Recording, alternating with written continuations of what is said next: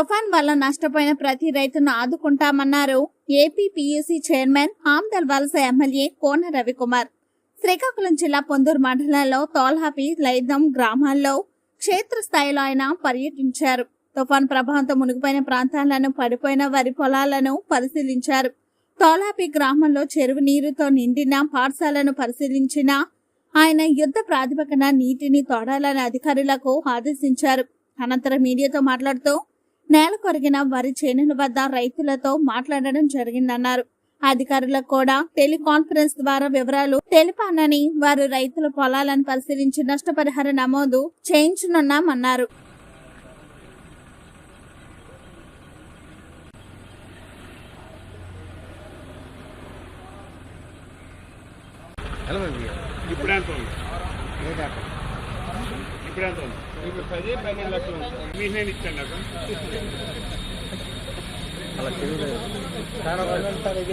నేను మన ప్రాంతం వాడిని, మీరందరూ నన్ను అభిమానికి 35 సంవత్సరాలైంది రాజకీయాల్లో. మా కుటుంబం ఏంటో మీ అందరికి తెలిసిందే. మాకు ఎవరిదేట అక్కర్లేదు. ఏదైనా చేస్తే మంచిగా చేస్తాం.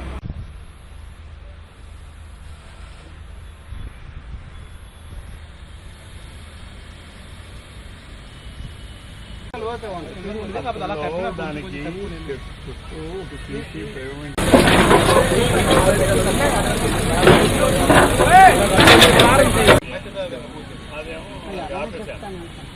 ఏంటంటే చుట్టూ పేమెంట్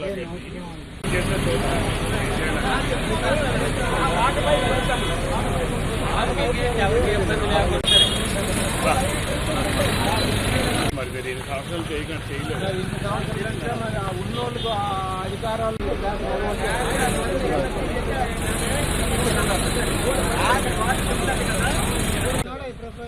అదే సిట్టింగ్ కూడా బెంచీలు వేసి అక్కడ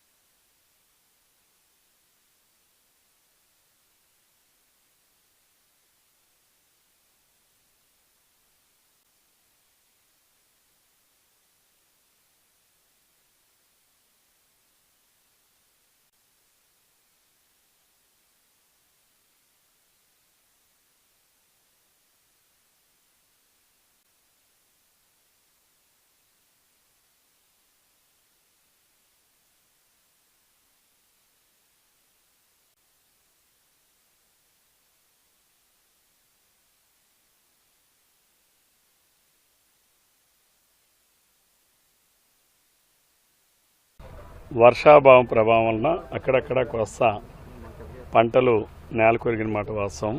అలానే వరి పంటే కాదు, జొన్నలు ఎక్కువగా పండించే ప్రాంతం ఉంది. అలాగే హార్టికల్చర్ క్రాప్స్ కూడా ఉన్నాయి. అయితే ఇప్పుడు ఉన్నటువంటి కాలువల్లో ఉన్నటువంటి నీరు, ఎందుకంటే వర్షాలు కంటిన్యూగా 3-4 రోజుల నుంచి పడినాయి కాబట్టి కొంత ఏదైతే పండేసిన పంట అంటే కొయ్యడానికి, కోత కొయ్యడానికి రెడీగా ఉన్నటువంటి పంటలు అయితే కొంత నేల కొరిగాయి. అది కూడా అక్కడక్కడ ఉంది. ఈ కొన్ని కాంటూర్ లెవెలింగ్ని బట్టి కూడా, కాంటూర్స్ బట్టి కూడా ఎక్కడైతే లో లయింగ్ ఏరియాస్ ఉంటాయో అక్కడ కాస్త నీరు ఉంది. నేను కూడా అధికారులందరికీ ఆంధ్రప్రదేశ్ నియోజకవర్గంలో నేను అన్ని మండలాలు తిరిగాను, అన్ని ప్రదేశాలు కూడా చూశాను, రైతులందరితో కూడా మాట్లాడాను. నష్టం అనేది ప్రతి ఒక్క రైతుకి 1 నుంచి 5% వరకు నష్టం ఉంటుంది. 1% నుంచి 5% వరకు. ఎక్కడైనా ఈ లో లయింగ్ ఏరియాస్ ఉన్న దగ్గర మాత్రం ఆ రైతుకి ఎక్కడైనా నష్టపోతే పూర్తి స్థాయిలో వాళ్ళందరికీ కూడా అధికారులకి, తహసీల్దార్లకి, అలాగే మండల్ లెవెల్ అగ్రికల్చర్ ఆఫీసర్స్కి, విలేజ్ అగ్రికల్చర్ అసిస్టెంట్స్కి, విఆర్ఓస్కి వాళ్ళందరితో కూడా టెలికాన్ఫరెన్స్ తీసుకున్నాను. అందరికీ చెప్పాను, తప్పనిసరిగా రైతుది ఆ పంట పోయింది అని అంటే ఆ రైతుని పెట్టి ఫోటో తీసి ప్రభుత్వానికి తెలియజేయండి. ఎంతమంది రైతులు నష్టపోయినా, ఎంత విస్తీర్ణం నష్టపోయినా వాళ్ళకి కాంపన్సేషన్ ఇవ్వడానికి ప్రభుత్వం సిద్ధంగా ఉంది. చంద్రబాబు నాయుడు గారి నాయకత్వంలో తప్పనిసరిగా రంగు మారుతుంది. ఎందుకంటే పంట చేను పడిపోతే అది ఎంత లేదన్నా కూడా రంగు మారుతుంది. రైతు వెళ్తాడు, తన కష్టాజితో కట్టలు కడతాడు, అన్నీ చేస్తాడు. దిగుబడి కొద్దిగా తగ్గొచ్చు, కానీ కొంత దిగుబడి వస్తుంది. ఆ వచ్చిన దిగుబడి కూడా రంగు మారుతుంది. అలానే పంట ఏదైతే నేలకు ఆనుకొని ఉంటుందో ఆ పంట కూడా కొంత తేమ శాతం ఆ వరి గింజలో ఎక్కువగా ఉంటుంది. అంటే జనరల్గా మనకున్న నామ్స్ ప్రకారం 17% మాత్రమే తేమ శాతం ఉండాలి. కానీ దానికి కూడా తప్పనిసరిగా ప్రభుత్వం 25% తేమ శాతం ఉన్నా కొనుగోలు చేసే విధంగా రేపు భవిష్యత్తులో చర్యలు తీసుకోవాలి. ఈ విషయాన్ని కేంద్ర ప్రభుత్వం దృష్టికి తీసుకుని వెళ్లాల్సినటువంటి అవసరం, బాధ్యత జిల్లా రాష్ట్ర అధికార యంత్రాంగం పైన ఉంది. కాబట్టి అధికార యంత్రాంగాన్నే కాదు, ప్రజలను అప్రమత్తం చేయడం, పార్టీ ప్రతినిధులు అప్రమత్తం చేయడం. అందరు శాసనసభ్యులు కూడా నియోజకవర్గాల్లోనే ఉన్నాం, అందరం కూడా ప్రజల మధ్యనే ఉన్నాం.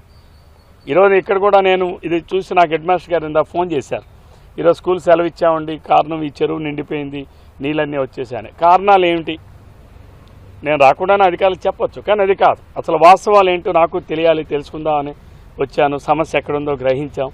ఆ సమస్యని రేపు మళ్ళీ పూర్తి చేయాలి. రేపు భవిష్యత్తులో ఇటువంటి సమస్య ఎప్పుడు ఈ స్కూల్కి రాకూడదు. అందుకని అన్ని చర్యలు కూడా తీసుకుంటున్నాం. ఇప్పుడు తాత్కాలికంగా అవన్నీ కూడా బ్రేక్ చేస్తున్నాం, ఆ రోడ్లన్నీ బ్రేక్ చేసి ఇందులో నీళ్ళన్నీ కూడా లెట్అవుట్ చేస్తాం.